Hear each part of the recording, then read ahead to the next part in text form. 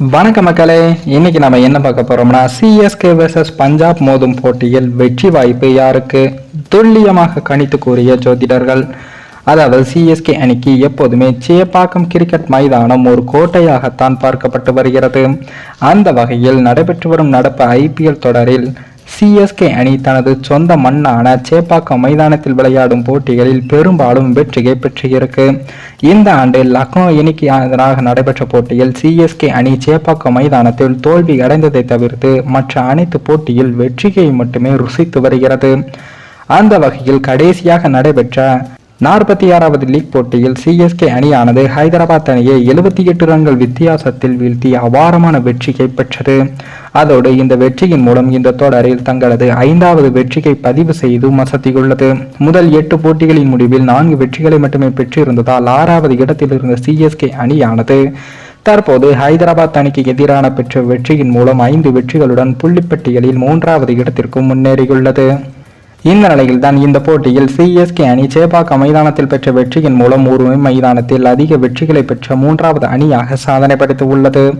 இதற்கு முன்னதாக மும்பை அணியின் வான்கேடா மைதானத்தில் 51 வெற்றிகளையும் கேகேஆர் அணியின் ஈடன் கார்டன் மைதானத்தில் 50 வெற்றிகளையும் பெற்றிருந்த வேளையில் தற்போது சென்னை அணியும் சேப்பாக்கம் மைதானத்தில் 50வது வெற்றியை பதிவு செய்து உள்ளது என்பதும் குறிப்பிடத்தக்கது.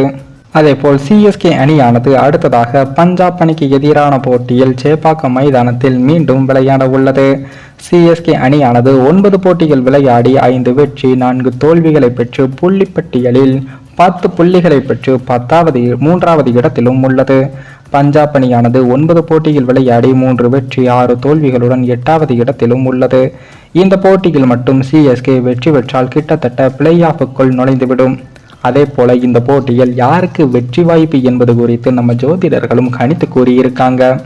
அதில் சிஎஸ்கே கேப்டன் ருத்ராஜுக்கு கும்ப ராசியின்படி அதிர்ஷ்ட எண் 4, 8, 4 கூட்டு எண்களான 13, 22, 31.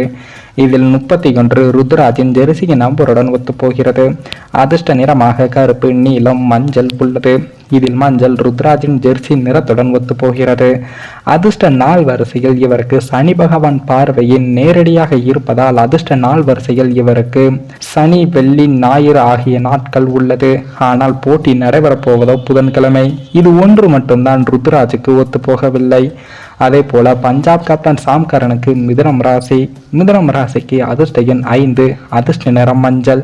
ஆனால் சாம் கரன் தனக்கு எதிராக விளையாட போகும் அணியின் ஜெர்சியின் நிறம்தான் மஞ்சள். இவரது அணியின் ஜெர்சியின் நிறமும் சிகப்பு தான். அதிர்ஷ்ட நாள் என்று பார்த்தால் புதன்கிழமை.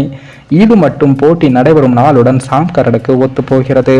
மற்றவை எவையும் ஒத்துப்போகவில்லை. இதனால் ஜோதிட கணிப்பின்படி பார்த்தால் சிஎஸ்கேவுக்குத்தான் வெற்றி வாய்ப்புகள் அதிகமாக உள்ளது என்று நம்ம ஜோதிடர்களும் கணித்து கூறியிருக்காங்க. சரி, நீங்க சொல்லுங்க, இன்று நடைபெறப் போகும் போட்டியில் வெற்றி வாய்ப்பு யாருக்கு என்று உங்களுடைய கருத்துக்களையும் கமெண்ட்ல தெரிவிங்க. மேலும் இந்த வீடியோ ஏதோ ஒரு விதத்தில் உங்களுக்கு பிடித்திருக்கும் என்று நினைக்கிறேன். நம்ம சேனலுக்கு புதிதாக வீடியோ பார்க்கிறீர்கள் என்றால் மறக்காமல் சப்ஸ்கிரைபர் செய்துவிட்டு பாருங்கள். இன்னொரு வீடியோவில் சந்திக்கும் வரை நான் உங்கள் தமிழ்.